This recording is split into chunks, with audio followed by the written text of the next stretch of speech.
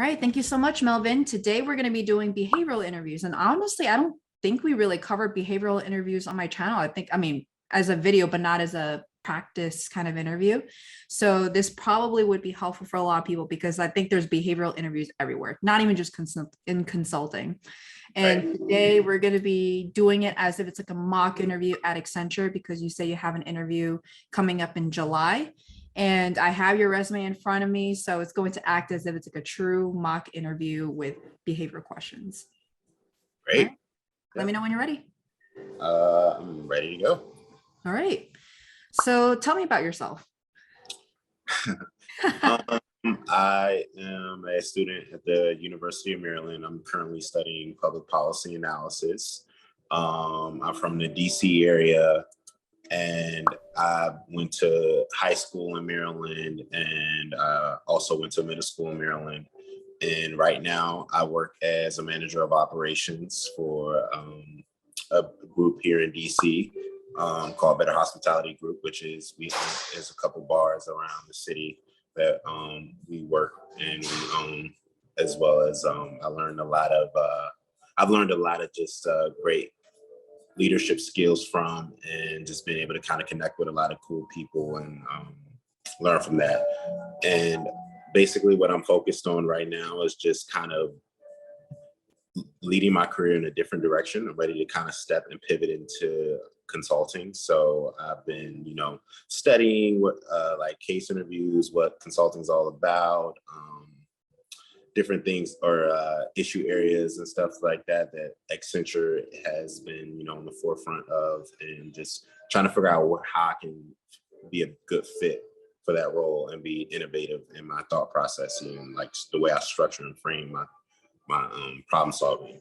Sounds good. So just some feedback on that. I mean, like, I know this is a practice one here, so I really should put you into this, but like right now, the video itself is not the best. Just having the other way around where you're maybe in front of the light and then there's going to be more light on your face. And then also, I think I hear some background noise in the back, which Okay. when it comes to an interview, of course, like we probably won't be in this kind of setting, but that's just like, Yeah. I just wanted to add that in there. And then also I noticed that when you're speaking, you're kind of looking up every time you're trying to figure out what to say. You want to look at the camera. So Okay. right now you're probably looking at the screen. When you're speaking, you should look at the camera. And then when you want to like just maybe listen to what they're saying, you could look at your screen again. So it's just some conscious thing to make a look at, to look at the camera when you're speaking. But Yeah. as for your actual answer and your delivery, I would say that I liked that you talked about your background, your educational background, and then also a little bit about your most recent role with the Better Hospitality Group. And the only thing is, like, I wanted to hear a little bit of that shift of like, why are you interested in consulting? Because when your background's in public policy analysis, it's like very different. Like, what made you make that jump? What made you even go for Better Hospitality Group and not something in public policy? So you may want to make that distinction because even though tell me about yourself sounds very open-ended, you want to make sure that every answer you provide is going to be like, I'm a best fit for this particular role and this is why you should hire me. Makes sense. No, that definitely makes sense. I could move somewhere if it would be better for like better lighting, if you would like. Sure, if you have time Yeah. for that. Let me see if I can just move over. Let's see. Better. You want like well-lit face and not really that many distracting backgrounds. Like if you, I mean, a background like this is kind of distracting, but it depending on like what you're talking about. But I think like right now what you have is a very neutral background, which is perfect. Okay, perfect. Okay. So the next question would be, since this wasn't really answered, why consulting? So from what I know, consulting, it really allows me to kind of play into my strength, which is problem solving. Mhm. I find myself, in my current job and my jobs before, really just trying to identify issues and then figure out a structured way to deal with them through whether that's stakeholder engagement, working in teams, or just really getting down to the nitty gritty and just trying to figure out different ways that I can come to a solution. Consulting is working with different clients. I'll be interviewing with federal services, which is government clients. And with my public policy analysis acumen, I've learned to identify issue areas, come up with alternatives, and then find a solution. And I feel like with that experience, I've been able to take that into different roles that I've done in the past, like at the Montgomery County Council, where we review bills, and then I have documentations that I've helped draft with a lot of legislative aides on just not just understanding the bill, understanding what the issue is, and then being able to convey that to the council member, and then draft talking points, proclamations, and citations, and things of that nature.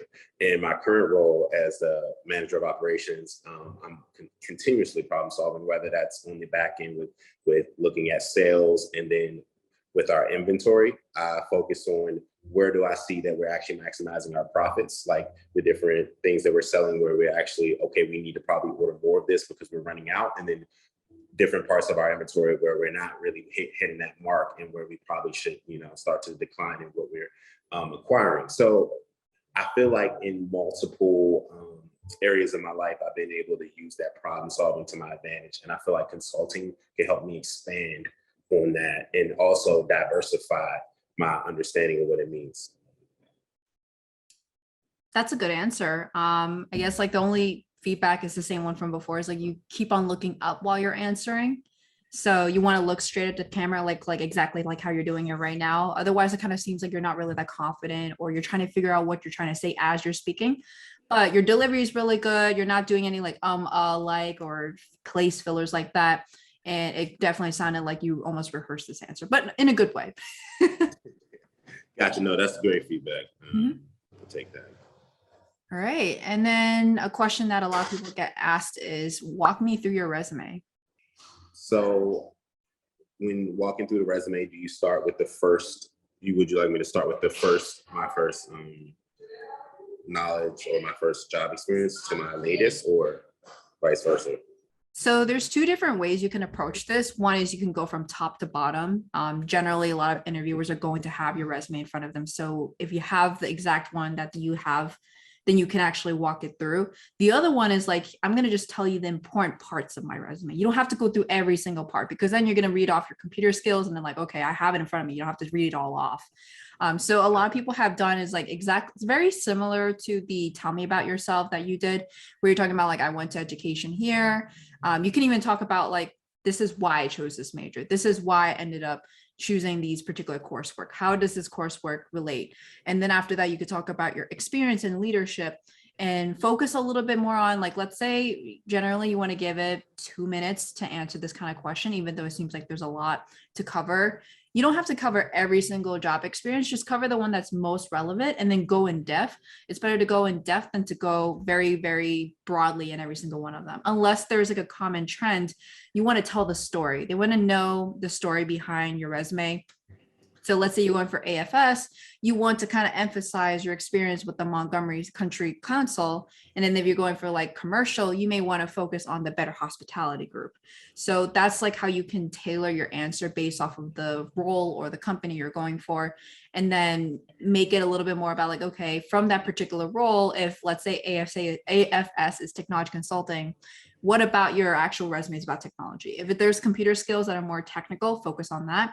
And then if you, let's say, do strategy consulting for commercial, then you may want to focus on the business side of things in your tell me about your resume or walk me through your resume. So it may take some practice on both ends. Got it. Yeah, definitely.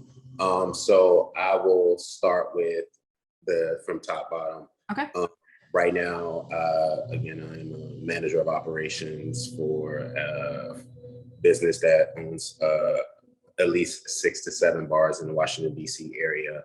And my job basically on a day-to-day basis is to come in and work with a team of managers as well as employees on stakeholder engagement and just creating a positive customer experience, while also trying to make sure we can identify issue areas within our processes. And my main focus on a day-to-day is just to always stay positive around what our policies are, which is, everyone's here to work as a team. We're here to work together. If we have a problem, we'll find a way through it. And we keep our head up and stay focused on, the details of how can we play to your strength? What are your weaknesses? And how can we work work well together all around? I interned as well as being a manager of operations at the Montgomery County Council for Councilmember Will Jawanda, where I was able to kind of get a little bit more into my major, which is public policy, which I really loved because I was able to learn how to draft documents such as the proclamations, citation, talking points, as well as review bills that, really were structured around fixing issues. I think that really helped me gain a lot of experience with just not stakeholder engagement, but also working with other team players like the legislative aides on the team to kind of fit in the role well. And as well as working at the Montgomery County Council a couple years prior, I worked at the Consumer Financial Protection Bureau, where it's a little bit different, where I worked in external affairs on an advisory board and council. We did a lot of stakeholder engagement. I worked on setting up meetings, as well as working with the task force that was newly assembled just to help them get on the road by making sure I get documents in, making sure I set up all the meetings, as well as helping the hiring process with the information system screen door, where I would set up the meeting times, invite the person, call to make sure that everything was set up correctly. And that was just an absolutely wonderful experience where I was able to just kind of learn the back end of public policy. All right. I think that was a good answer. The only thing that would be like a really good conclusion is like, now here's what I can bring to Accenture. So maybe like particular things that you saw in the job description that you saw, oh, I saw this was looking for this particular skill set from my experience at, let's say, Better Hospitality Group, like stakeholder management. That was one of the things that you would need in consulting, and then you could go into that. And you can even literally say, so in consulting, you need to do a lot of stakeholder management. And that's exactly what I did at Better Hospitality Group. Sometimes you may want to be like, I am qualified. I checked that mark. No, that's absolutely right. Just making that connection. Yeah, exactly. And you want to make it seem like it's not generic either. So the more you're tailoring it to the particular role, they're like, oh, so you kind of know a little bit about at least what the role entails. And you're not just giving the same answer to every single consulting firm. Gotcha. Mm-hmm. Make connections. Yeah. Yeah, that's great advice. Mm-hmm. All right. So the next question I have is, what excites you? I think what really excites me is finding ways to fix problems and identify issues and really, make a difference in the community. And that's why I got into public policy initially, just because I wanted to figure out how I can make a difference in communities that were less fortunate and communities that, really needed value added. So I feel like it really excites me. And that's why I felt consulting would be a great role, especially more specifically in federal services, because you would be dealing with federal clients in which I could not only build on my experience, but also be able to have that impact. That one kind of sounds a little bit short, or at least it sounded like you were going to say something after that. Oh, it did. Yeah. I was thinking maybe being concise because I didn't know if you wanted me to go long. I think it was because like relative to everything else you said, which was pretty well thought out and long. That's and fair. I was like pretty curved, like, oh, I'm expecting a little bit more. No, I can definitely keep going. Yeah. Okay. I guess like we could just move on to the next question for interest of time. So one of the things that I wanted to ask you first is this an entry level role that you're going for, or is this experienced hire role? It is a strategy and consultant analyst. Okay. I believe that's entry level. Yeah. Okay. All right. So the next question I would ask is, what are you looking to get out of this role or this job?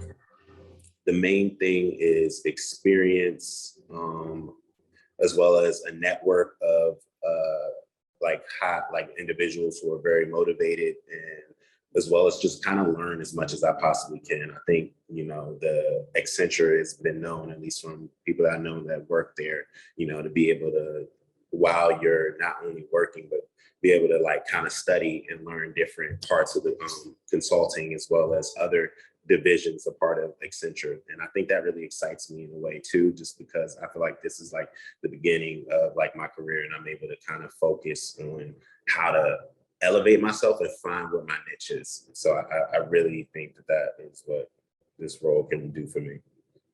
Okay. And why Accenture? Accenture has revenued around $50.5 billion last year, which is 11% above the year prior. The board of directors are about 50% diverse and I think around 60% women. When I see diversity and equity programs like that, it really excites me, but it also shows me that you care about your employees and you care about, making sure you have just diversity of thought. And when that showed me that that's a company that I want to be a part of. I spoke with a lot of people that work there at Accenture who worked in different divisions, and all of them seem to be really happy and with their roles and what they're doing, and very excited to talk to me about it. And that's the type of company I really feel I can get behind. Okay, so some feedback on that one is that a lot of people might say, I spoke to a lot of people and they're like, okay, but I don't know if you're actually telling the truth. So it might be good to just say, like, I spoke to an actual and insert name, and this is what we spoke about. So then it shows like, okay, you're not just saying it, you're actually providing an example. And maybe if it's like a person that, maybe if it's like you're talking to someone in AFS and it's in a particular area that, and you oh my God. And then you particularly chose someone that's in that area, then they may be like, oh, I know that person too. And then you might have a little conversation on that. And all of a sudden you're like, oh, small world. And they will like you a little bit more. Or they can actually even use that time to talk to that person later on and say like, oh, I spoke to Melvin and he seemed like a really nice guy and I would really want to hire him. And then just some kind of thing like that, where you could be very intentional with who you're choosing. Like if you're talking to AFS, you may want to choose someone that you spoke to within AFS. And then they can probably do a little like, oh, by the way, Melvin name dropped you during the interview. Do you actually know him? And then the conversation starts again. Amazing. That's great. That definitely really important. I'll take heed.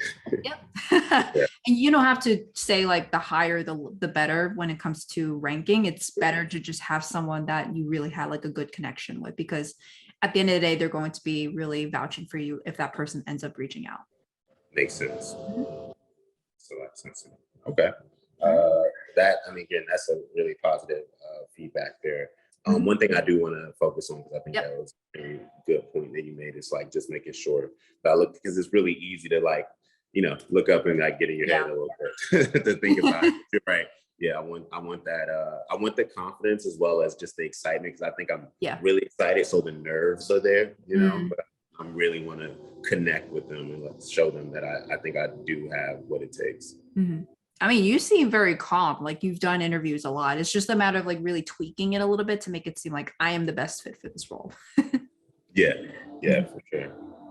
Absolutely. All right. So I think we covered a lot of the basic questions that I've generally heard in all behavioral interviews. It doesn't even matter if it's in consulting or not. So now I'm going to go into a little bit more consulting specific questions. Okay. So tell me about a time when you were working with a difficult client or person in a business or work environment. What did you do and what happened after that?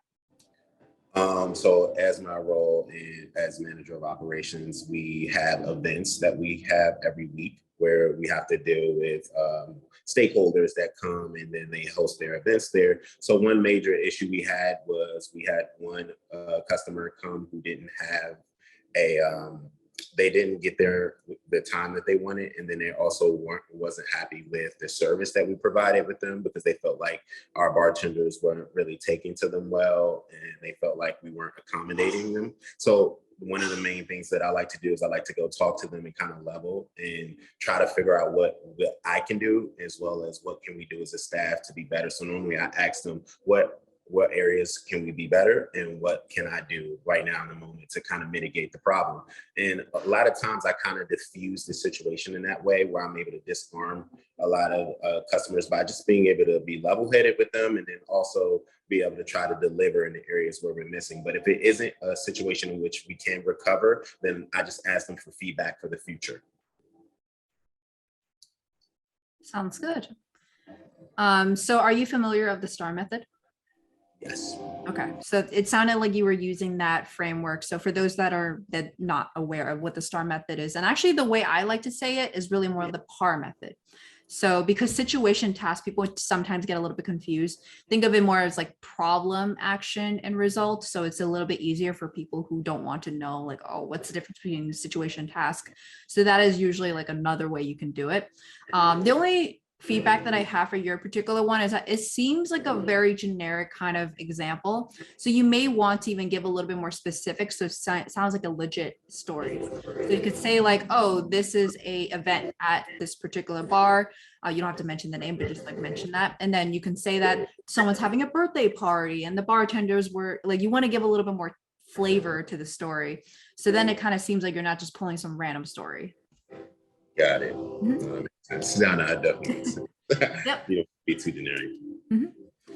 All right. So another question I had was that let's say you're working on a team that one person's not really pulling their weight. What would you do in that situation? And how have you been in that situation before?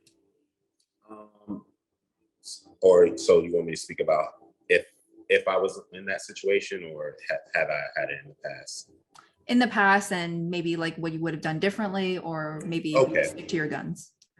Well, at the University of Maryland last year, in one of my public policy courses, we were doing a project on DC statehood.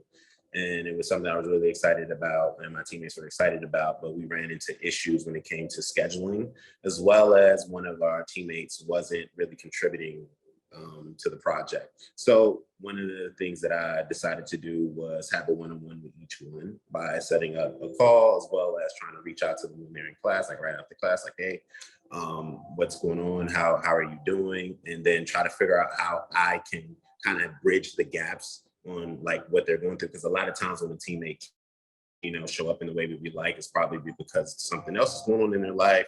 They need, some type of feedback, or they're, might be stressed out about other schoolwork that's going on. So what I was able to do is figure out where my strengths were, since I had a car, I was able to like drive and like go to like the interview, which was a part of the project, and like do the interview while I had them kind of do more of the writing portion. So it's just kind of about allocating or diversifying the way we were kind of attacking the project. Okay, so a follow-up question on that is, let's say you just received a project and you have a team. How would you allocate that? How would you make sure that this project runs smoothly? One of the things that I pride myself on is trying to find everyone's strength when I join the team, and like asking questions and getting to know them better. And as I do that, I'm able to kind of figure out, okay, when we get a project, this is my strength, and how would you feel about doing this project? And just kind of like working with people and kind of figuring out what they're passionate about in that project, and then moving in that direction that way. Okay. So a little bit feedback on that one is, even though you answered a question like this, you may want to provide like, this is another example of when I actually did something like that. So it adds a little bit more of like, you're actually walking the walk. So just basically the trend that I'm seeing here is that you want to add a little bit more detail. So it's very specific. So people know it's a very specific story, not just some random story and generic story. A little bit also on adding, this is why I should be in consulting. This is why I should be in Accenture particularly. So if you have anything like that, you may want to sprinkle that in. So for example, let's say you did talk to someone at Accenture and they talked about how their teams are very high performing and that they really liked each other. And then you can even say like, oh, there was a time when this consultant I was speaking to, there was someone that was having some personal problems. That would also be something that I would be doing too.